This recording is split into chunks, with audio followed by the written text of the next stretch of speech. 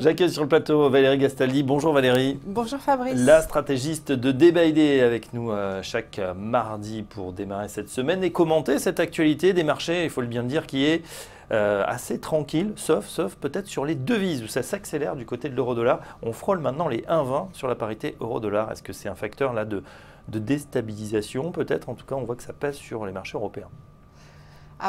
C'est un facteur, oui, effectivement difficile pour les marchés européens. C'est un facteur qui, bon, d'abord, bien entendu, comme on le sait, c'est potentiellement problématique pour nos exportations européennes qui ne sont pas notre point fort, en tout cas en France, nos exportations françaises. Mais c'est de toute façon un facteur dans les arbitrages qui fait que si l'euro monte, la valeur d'un investissement en euros s'apprécie déjà uniquement du fait de la devise. Donc pour tous les investisseurs internationaux qui arbitrent entre différentes zones et qui donc bien entendu tiennent en compte les variations des devises, eh bien ils n'ont pas besoin d'acheter plus de ces actions puisqu'elles se valorisent automatiquement quand l'euro remonte. Et donc du coup… ça veut dire les grands fonds d'investissement qui ont, je sais pas moi, du Danone, LVMH, toutes nos belles valeurs totales, eux, même si les cours sont flats, ils gagnent de l'argent. Ils gagnent de l'argent. Oui. Bon, le problème c'est que nous, on n'a pas un portefeuille peut-être si diversifié, voilà, et surtout pas en devises et pas en dollars. On ne peut pas se couvrir contre la hausse de l'euro. Donc pour nous, c'est compliqué.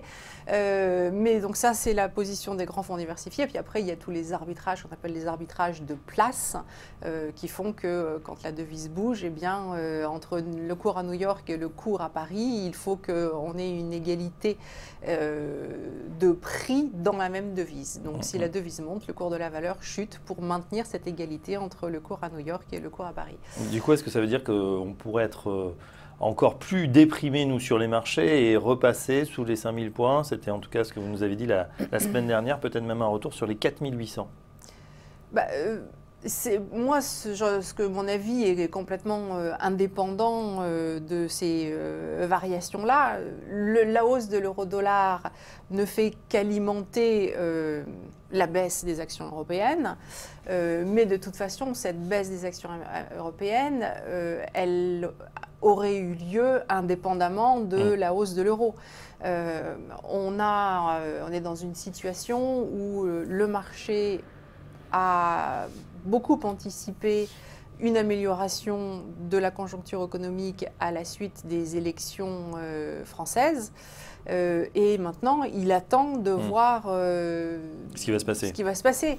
Et en fait, comme moi je travaille sur le comportement et pas sur la valeur, c'est un cas de figure que l'on rencontre assez fréquemment où on a une bonne nouvelle à un moment donné, mais on a une bonne nouvelle après que les actions aient déjà monté. C'est-à-dire que beaucoup d'investisseurs attendaient les élections pour se positionner. Et donc après les élections, ils se sont dit, maintenant tout va bien. Sauf qu'ils se sont dit tout va bien alors que le CAC était à 5400 passé et qu'il venait de beaucoup plus bas. Donc en fait, il y avait déjà eu des anticipations haussières. On a quelque part mangé notre pain blanc, quoi. C'est-à-dire on a anticipé toutes ces bonnes nouvelles parce que c'est pour quelqu'un qui regarde l'économie, on nous dit que tout va bien, que voilà, ça repart en Europe, on n'a pas une croissance formidable, mais c'est bien. Et on voit les marchés financiers baisser, on sait qu'ils ont un temps d'avance. Est-ce que ça veut dire que cette conjoncture va forcément se dégrader? Il faut séparer les marchés financiers et la conjoncture économique parce qu'ils ne fonctionnent pas ensemble. Il y a des liens qui existent, mais ces liens ne sont pas des liens étroits, ce sont des liens qui sont lâches parce que le marché financier, pour devenir un cours de bourse, il est transformé par les anticipations et les émotions. Et ces deux choses-là, elles sont sujettes à un ensemble d'influences qui ne sont pas que les influences. Pour les émotions, ce n'est pas que l'économie qui influence les émotions. Et qui plus est, il y a aussi les anticipations. Donc, quand le marché a beaucoup anticipé de bonnes nouvelles, en fait, il s'arrête de monter alors que les nouvelles sont encore bonnes, mais juste parce que les gens ont investi, ils sont déjà totalement investis. Donc, ce qui compte, c'est de suivre à quel point les gens ont été optimistes. Alors, est-ce que les gens sont totalement investis en ce moment aux États-Unis? A priori, non, pas totalement. En Europe, sans doute un petit peu plus. Mais donc ça, c'est pour les anticipations. On est quand même plutôt, en termes d'anticipation, sur un marché en Europe qui a été très optimiste. En tout cas, les gérants nous disent qui se succèdent là, depuis la rentrée, puisqu'on on a repris la semaine dernière, nous disent attention quand même prudence sur cette rentrée. Et ils nous disent non, on n'est pas forcément investi à 100%. Au contraire, certains gardent des poches de cash en attendant peut-être justement un creux de marché. Écoutez, quand j'étais jeune, on avait un marché physique et je me souviens qu'on avait ce qu'on appelait des boîtes. Les boîtes, c'était des micros et puis on se parlait de la bourse au desk. Voilà. Et donc, il y a des moments où on entendait dire « Goldman achète, Goldman achète, Goldman achète ». Alors là, bien entendu, on était tous « Oh, si Goldman achète, donc ça va monter ». Bon, et en fait, ça ne marchait pas du tout. Hein.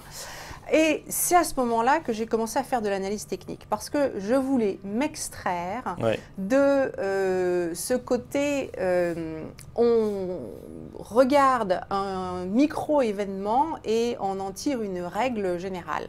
En fait, ce n'est pas parce que certains gérants vous disent qu'ils ont des liquidités que le marché dans l'ensemble a des liquidités, et d'une.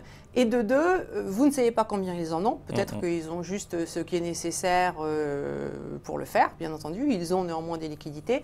Un gérant, quand il vient s'exprimer, il a toujours intérêt à dire que oui, il est exposé, mais en même temps, il est prudent. Un gérant qui ne dit pas qu'il est prudent, ce n'est pas un gérant qui peut rassurer des clients, vous voyez. Donc, les gérants ont toujours tendance à dire qu'ils sont prudents. Donc, moi, ce que les gens disent, ça ne m'intéresse pas. Ce qui m'intéresse, c'est ce que les gens font.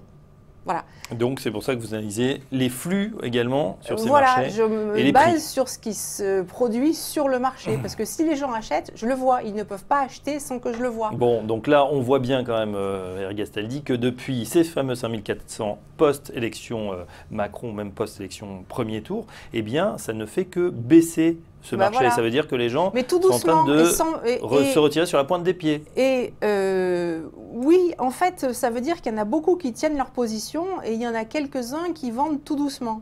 Et ce qu'on a vu, c'est que fin juillet, à peu près, on a eu d'ailleurs les premiers problèmes avec la Corée, puisqu'on a eu un missile ce matin en Corée quand même, enfin depuis la Corée.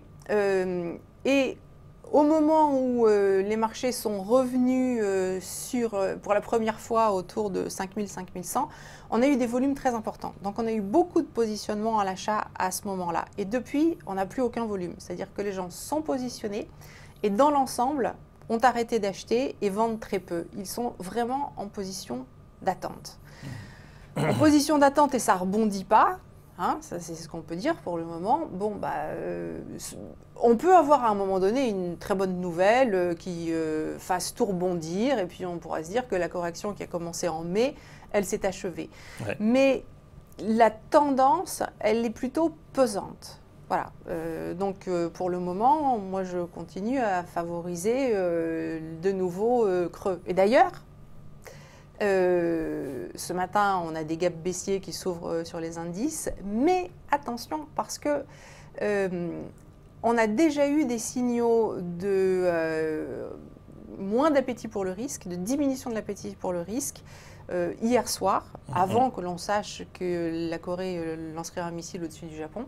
On a l'or qui a très nettement franchi les précédents sommets qui le maintenaient.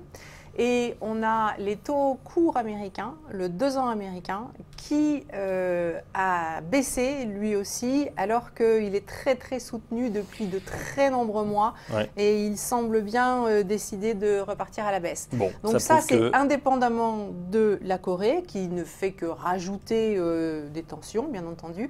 Et on a bien ce marché qui, petit à petit... se détourne du risque. C'est très lent. Peut-être risk-off qui est peut-être en train de se mettre en place. Enfin, on verra. Et surtout, ce ne sera pas les ragots sur les boîtes ou maintenant on part électronique, les filles électroniques, mais les prix qu'on verra évoluer en temps réel. Oui. Et on pourra en tirer des conséquences. Et vous nous direz ça la semaine prochaine. Merci Valérie Gastaldi, la stratégiste de Day by Day avec nous ce matin. Dans une seconde, la suite des programmes sur TV Finance.